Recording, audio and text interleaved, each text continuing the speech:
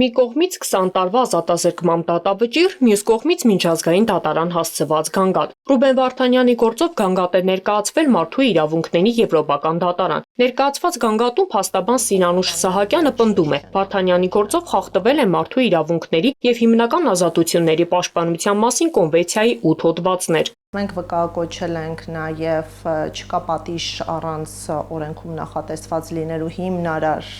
իրավունքի սկզբունքի խախտումը, քանի որ վերագրվող արարքները ոչ թե անհատական պատասխանատվությանն են առնչվում, այլ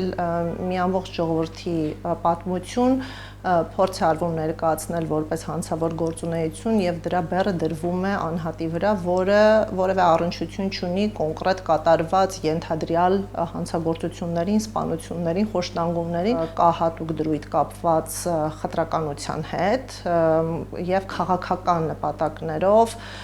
իրավունքների սահմանափակման հետ։ Փաստաբանի փոխանցմամբ Ռուբեն Վարդանյանի եւ մյուս գերիների իրավունքների խախտման, մասնավորապես խոշտանգումների եւ ապօրինի ազատազրկման վերաբերյալ դեռ 2023 թվականին էին դիմել ՄԻԵԴ միջպետական գանգատի շրջանակում։ Այժմ ներկայացվել են այդ գործընթացի հետագա զարգացումները, որոնք հանգեցրել են նոր խախտումների։ Հիշեցնենք, փետրվարի 17-ին Բաքվի ռազմական դատարանը Վարդանյանին դատապարտեց 20 տարվա ազատազրկմամբ, մեղավոր ճանաչելով 41 դրվագով։ Դատարանը նրա պաշտոնավարումը որակել է որպես իշխանության զավթում, բարեգործություն ահաբեկչության ֆինանսավորում, իսկ մուտքը Արցախ սահմանի ապօրինի հատում։ Վարդանյանը չի բողոքարկել դատավճիռը Ադրբեջանում, ատյանները համարելով կանխակալ։ Փաստաբանի խոսքով վերաքննիչ դիմելն իմաստ չունի, քանի որ դատարանները քաղաքական գործիք են էթնիկ հայերի իրավունքները ոտնահարելու համար։ Այդ պատճառով պայքարը տեղափոխվել է միջազգային հարթակ։ Մենք արդեն իսկ ունենք Եվրոպական դատարանի իրավական դիրքորոշում, որ էթնիկ հայերը զրկված են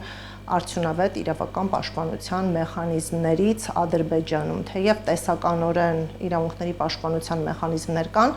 սակայն դրանք գործնականորեն անարդյունավետ են էթնիկ հայերի առնչությամբ, եթե իրականում խախտումները չմիջնորդավորվեին դատարանով, անգամ դատական ակտի մենք չէինք սպասի եւ անհապաղ իրավունքի խախտման մասին տեղեկանալուց հետո կդիմեինք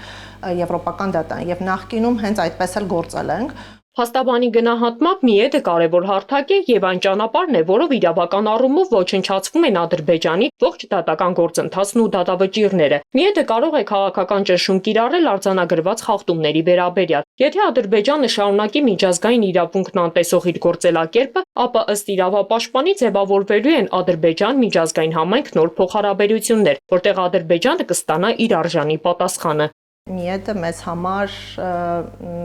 ճշմարտություն արձանագրելու եւ անմեղ հայերի անմեղությունը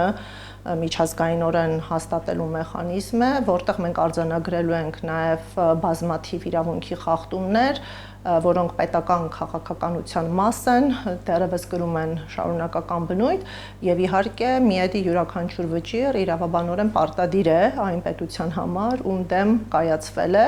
Ադրբեջանը գտնվելու է իրավական պարտավորության ներքո, կատարելու վճիռները եւ դադարեցնելու խախտումները, իսկ խախտումներից մեկը դա ապօրինի դատապարտման հետևանքով շարունակական ազատությունից զրկելն է։ ՄԻԵԴ-ի վճիռը ենթադրելու է անհապաղ ազատ արձակում ապօրինաբար անազատության պահվող հայերի։ Մինչ Վարդանյանի գործը տեղափոխվում է միջազգային հարթակ, Բաքվի վերաքննիչ դատարանում շարունակվում է Արցախի ռազմաքաղաքական ղեկավարների դատաքննությունը։ Հուլիսի 21-ի նիստում ադրբեջանցի մեղադրողները կրկին պնդել են, թե առաջին ատյանում բոլոր ապացույցները քննվել են օբյեկտիվորեն եւ հաստատվել վկաների ցուցմունքներով ու փորձաքննություններով։ Փաստաբանի գնահատմամբ սա պատրանք ստեղծելու հերթական փորձն է, թե ամեն ինչ ընթանում է պատշաճ ընթացակարգով, մինչդեռ իրականում գործելավոճը չի փոխվել։ Անդրադառնալով մյուս գերիների վիճակին, նշեց, որ ընտանիքներից ստացող տեղեկությունների համաձայն խոշտանգումները շարունակվում են։ Մեծ հաշվով